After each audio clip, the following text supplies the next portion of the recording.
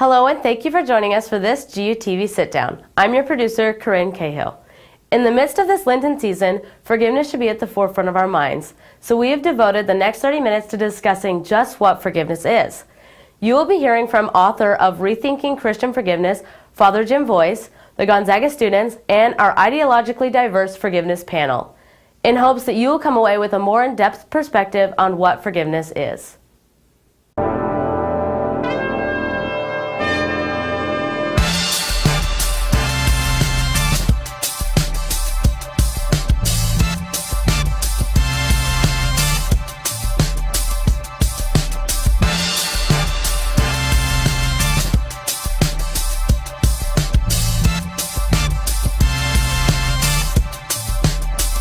In 5, 4, 3, 2, 1.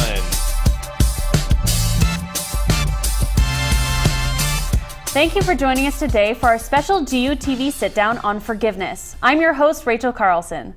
This show is especially timely because we are right in the middle of the Lenten season, a time which we have been taught to ask for forgiveness and to forgive. But do we really understand what complete forgiveness means? Joining us today is the rector of the Gonzaga Jesuit Community, GU alum, and author of Rethinking Christian Forgiveness, Father Jim Voice. Father, thank you so much for joining us today. It's a pleasure, Rachel. Thank you. So what inspired you to write a whole book on Christian forgiveness?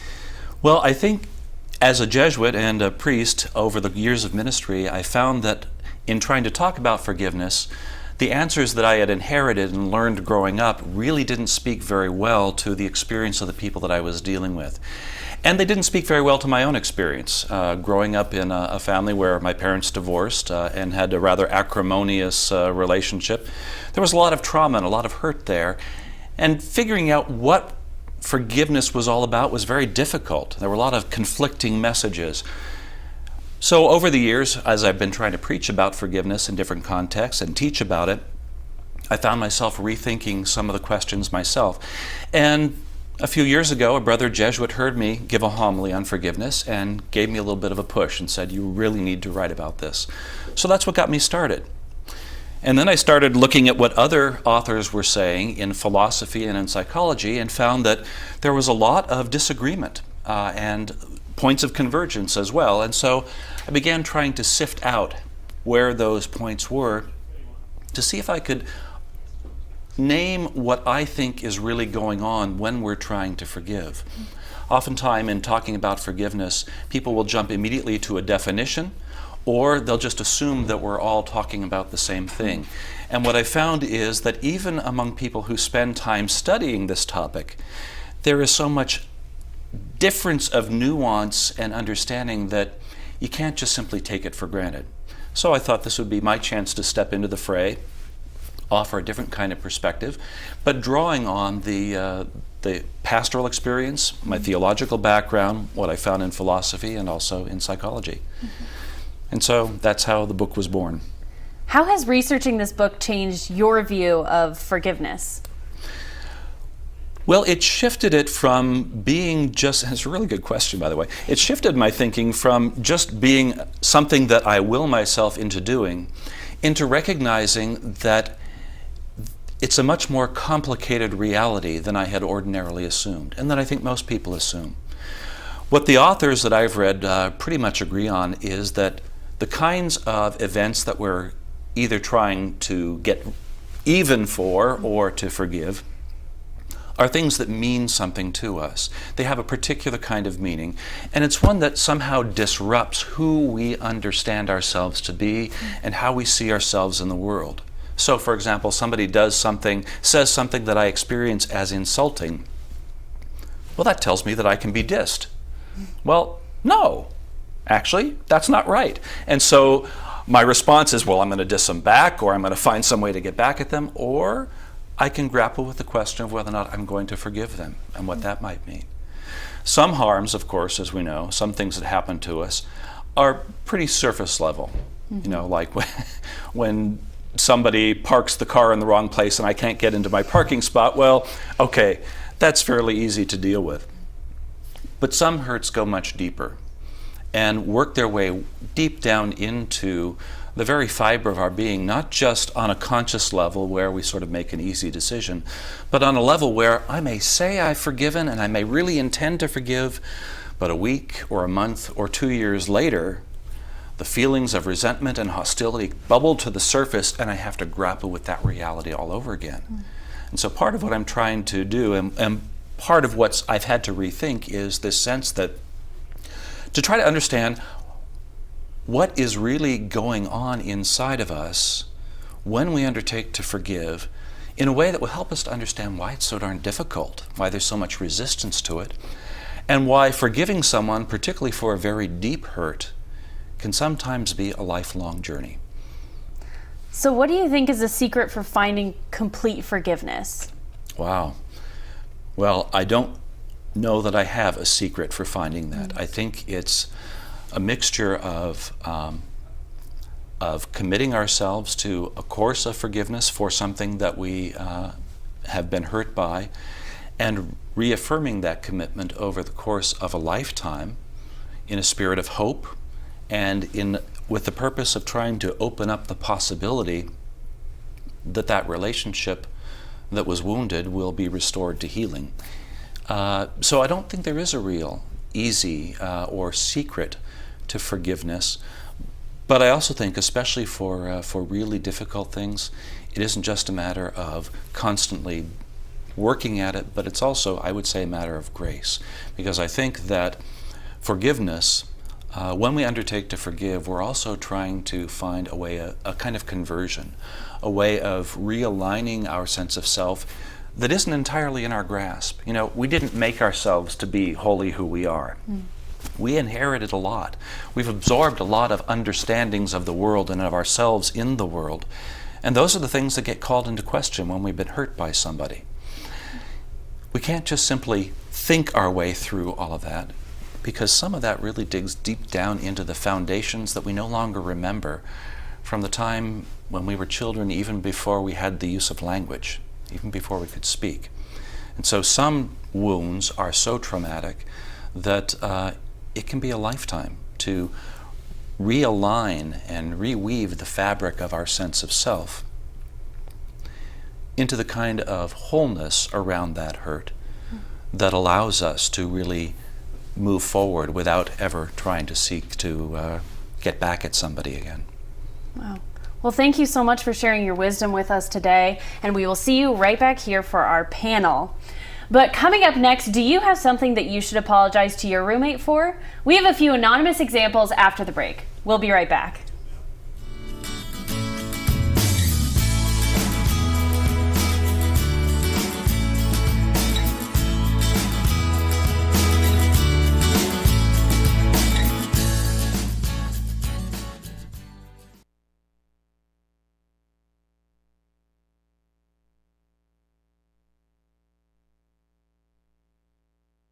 You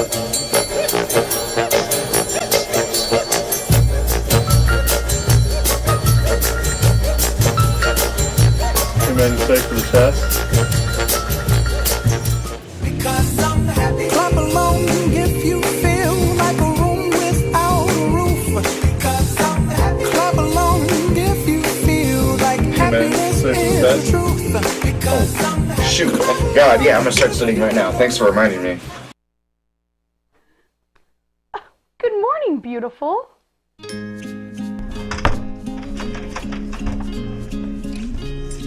Hey, I like your smile. Great job. Keep up the good work. Hey, your shirt looks really good on you. And this here is the kindest girl on Gonzaga's campus. You're the best. I love GU.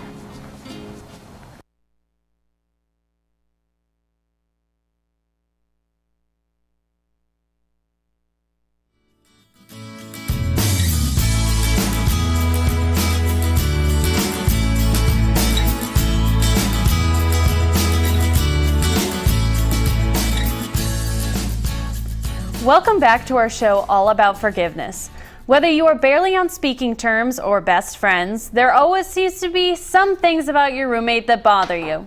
But what are the things that you do to drive your roomie crazy? Well, here are a few anonymous roommate apologies to give you inspiration. Dear roommate, please forgive me for being inconsiderate towards you and always using your lint roller without asking. I apologize. Dear roommate, please forgive me for sleeping in your bed when you're not there. It's just way more comfortable. I'm sorry. Dear roommate, please forgive me for being that girl you were texting and flirting with but never actually met in person. I'm so sorry. Dear roommate, please forgive me for using your makeup without telling you. I ran out of concealer and used yours for 2 weeks. I'm sorry. Dear roommate, please forgive me for using your Zag mail address to sign up for every single club on campus. Sorry, pal. So we all know how to ask for forgiveness, but do we really know what we're asking for? We heard from Father Jim earlier who talked about his understanding of forgiveness. But what does it mean to GU students? Our own Karen Suzuki went out on campus to see. What forgiveness means to me is basically humility and accepting fault in another and realizing that not everyone's perfect and that falls back onto yourself. Listening and understanding and overcoming hardships. Willing to accept that you're not always right and that sometimes you're just going to have to accept differences within people. And I think having forgiveness really benefits you as a person because it makes you just more understanding to the world and helps you put a lot of things behind you. Is understanding why someone did something and then forgiving them for those actions. Second chances, no matter what they've done to you, you can still give them the chance to make it up and find it in your heart to forgive them. To move past them and to love others even if they've wronged you. Always being able to get along with your friend no matter what situation you're going through. Those are some really insightful thoughts there. Thank you so much for all of you who shared. Up next, we have a very unique opportunity to hear from different perspectives about forgiveness in our forgiveness panel. We will be back in a minute to discuss the similarities and differences in the ideas of forgiveness and its practice right here on GUTV.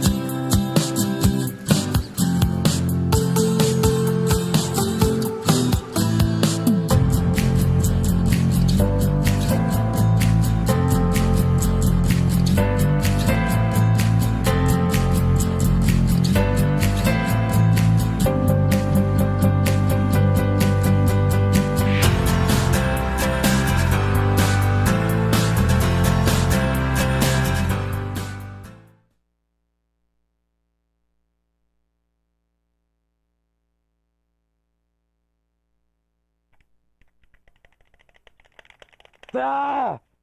So straight! Have you seen Ben's tiny car? Totally straight. Oh, this is so straight. Can you believe Professor Stevens today? He was being so straight.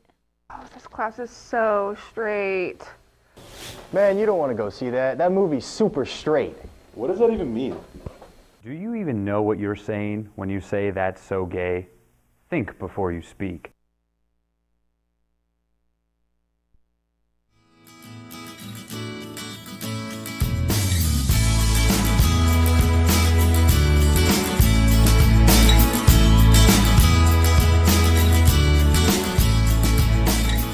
Welcome back to our GUTV special on forgiveness. In order to honor other perspectives on campus and in our larger Gonzaga community, we have professors specializing in different religions and philosophy to give a well-rounded view of this complex subject. Joining us again, we have Father Jim Voice, Right next to him, we have Father Patrick Barraza, Senior Lecturer of Religious Studies, who teaches African Catholicism and Islamic civilizations. Thank you so much for joining us and representing on behalf of the Islamic practice of forgiveness. Thank you. Next, we have Dr. Tyler Tritton, a philosophy professor here at Gonzaga. Thank you so much for representing your research in forgiveness and philosophy. Thanks for having me. So my first question is actually to you, Dr. Tritton. If you were to pick a philosopher who most aligns with your personal view of forgiveness, who would it be? Oh, gosh, that's a terribly difficult question. I probably have a much more eclectic view than just saying I would draw from this philosopher or this philosopher.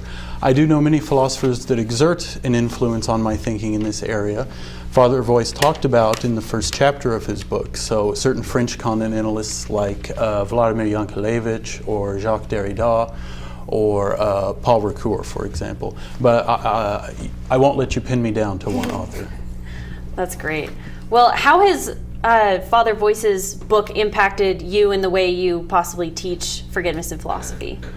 Yeah, that's a good question. One I actually need to think about further, in fact. But I think what he said was correct at the beginning when he said, well, it's hard to simply just assume one set definition for forgiveness. But on the flip side, I think it's also, you can't start if you don't start somewhere. And so you have some working definition of forgiveness. And so I might begin and I might tell students something like the following. Whatever forgiveness is, it somehow means something like a forgetting or a canceling of a debt, right? So who can I forgive?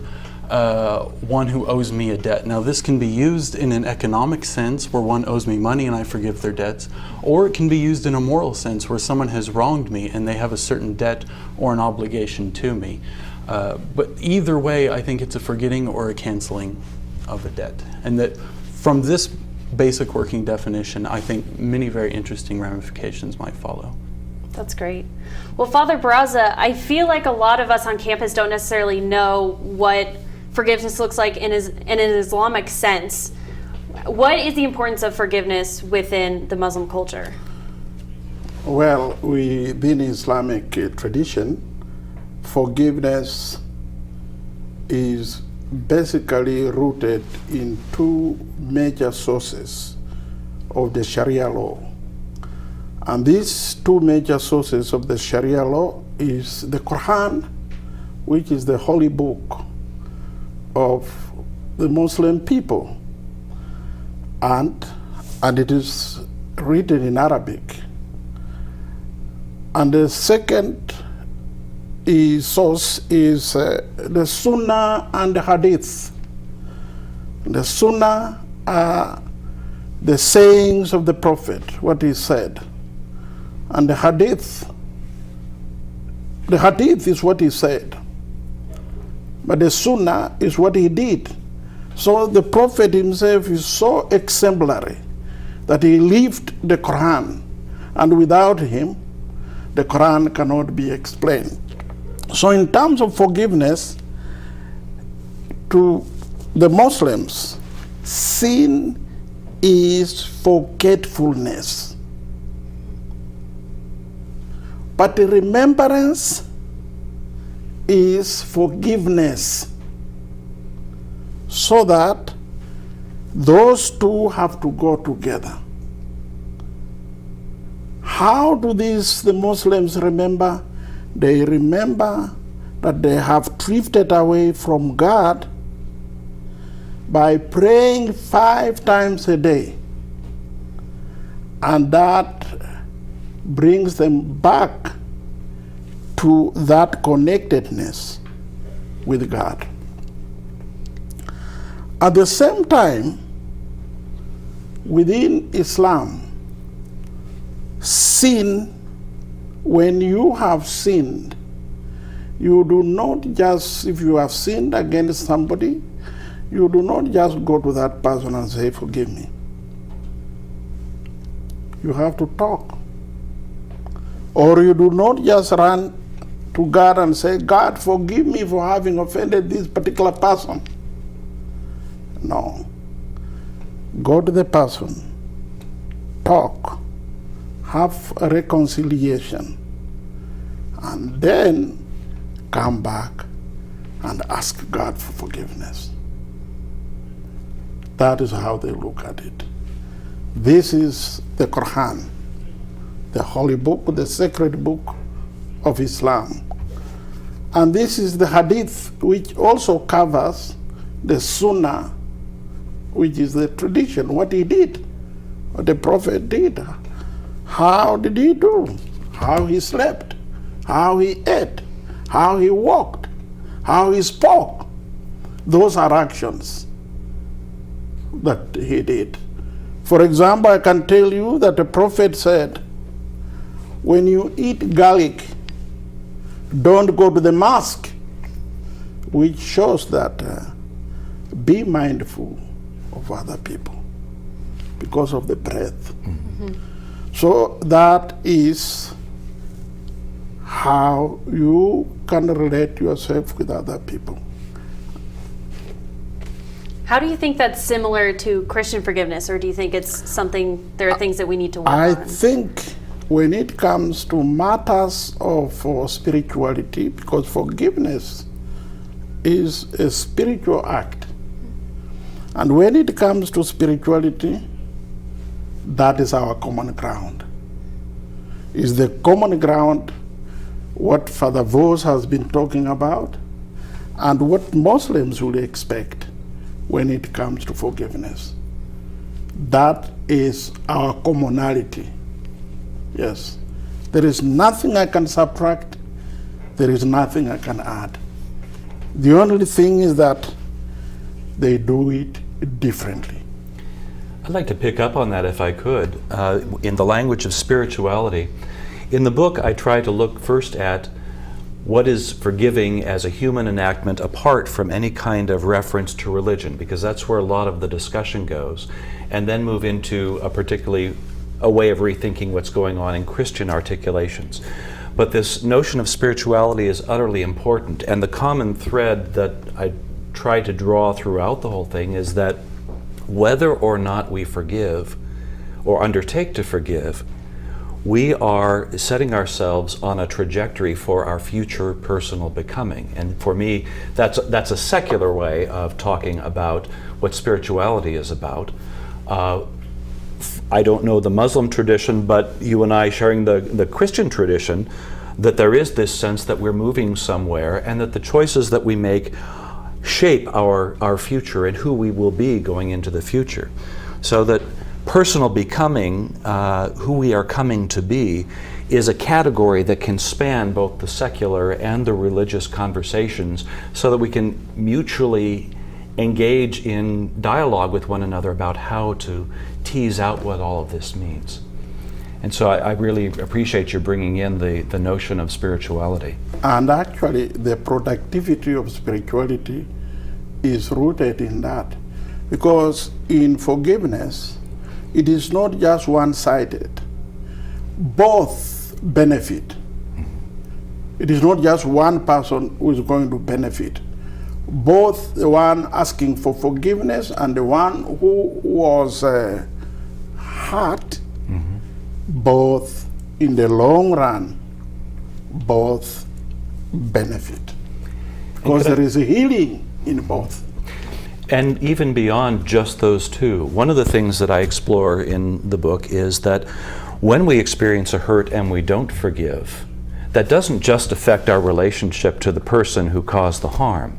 It becomes embedded in how we carry ourselves in the world, and the anger and the resentment then come out not just against the person who hurt us, but against other people who remind us of that person, or for no reason that we can really trace out, but something gets triggered and that resentment and hostility becomes a part of the way in which we view a person who wasn't even involved in that reality. So that not forgiving affects not only the two parties directly involved, but it can affect the whole of our history of relationships and where we're going into the future. And conversely, as you say, if we undertake to forgive, that's a benefit for the person who did the harm as well. They may not be prepared to receive it until they can recognize what that meant to the person they injured. But it is also a benefit to all of the other people who are in my sphere of relationships, that I'm trying to be forgiving towards this person, because that means that I'm dealing with that hurt in a way that doesn't push that energy of resentment out towards others to find targets to disperse itself. And I think to pick up on here that forgiveness helps both parties, the one who forgives and the one who is forgiven, but also to bring it into a specifically religious context. And so I'll speak of the religion I know here, in the Christian religion. There would be a difference, I think, between Old Testament forgiveness, which is under the law, and New Testament forgiveness, which is at least not under the law in the same way, right? And so when I speak of the law here, if I say that to forgive is always to forgive someone who is indebted to me, then to forgive is to forgive their debt, which is to forgive a certain law of exchange. If I forgive someone of money they owe me, then I've canceled the law of one-to-one correspondence, $1 for $1, a law of reciprocity in relation. But in a moral sense, if I forgive someone, then I've also canceled the law, the Old Testament law of one for one, eye for eye, tooth for tooth. And so I think forgiveness precisely aids both parties, because it doesn't just forgive the one who is forgiven of their debt, but it releases both parties from the law of exchange, from the law of being indebted and being a debtor. And so then they can live in an entirely new way where they are not subject to this economy of always having to say, but someday I'll be the one that needs forgiveness and I'll be under that law, and then someone will be under my law. But they can both relate in a way that is not bound by this law of reciprocity or one-to-one exchange, I think. And so it benefits both parties precisely in that sense. And that brings up another point that is not so heavily discussed in the philosophical literature, but there's a philosopher from California, Pamela Hieronymi, who makes a very clear point that when we undertake to forgive, that means that we absorb the hurt, that we don't try to equalize the pain, but that it comes at a cost, a personal cost, when we make that kind of a decision, in choosing not to act out and try to equalize the balance, which I think really fits well with what you're talking about. And would you see you speak of Christian forgiveness, would you see a particular Christian theology here, or when I forgive, I absorbed the other's pain, and I absorb their burden, I absorb their debt? And then in the Christian tradition you speak of Christ takes on one's sin. So it's no longer in the one who actually committed the sin, but it is in the Christ figure. Would you see explicitly this sort of theology behind that? Or would you say that's an incidental? If there's a connection there to Hieronymi's work, it would be incidental, because she's trying to write in a very secular realm. She's not making any appeals to any kind of religious sensibility. My own project in the rethinking of the Christian part of it moves outside of the realm of the economy of exchange and that framework, particularly as it's often expressed in terms of humanity sinned and offended God's honor, and therefore we have to pay a debt to God's honor, and so on, the St. Anselm theory of satisfaction. Instead, I try to retrieve a tradition that's been preserved in the Christian East, that the incarnation of God in the person of Christ, as Christians hold, didn't come in order to pay off a debt, but was a part of God's desire from the beginning. But it takes on a different significance for us in view of the reality of that sin. And so I try to shift the framework into an understanding of a sacramental cosmos, that the whole of our world is capable of mediating an encounter, a saving encounter with God, and that we're invited into that to enact God's presence in Christ through the Spirit towards those who have harmed us. Thank you so much for joining us. That means a lot to us that we hear the different perspectives. If you did not hear a perspective that you would have liked to hear, post questions or your view about what you want to hear with forgiveness on our page below on this video. Thank you so much for joining us. This has been a Sit Down with Forgiveness on GUTV. Have a nice night.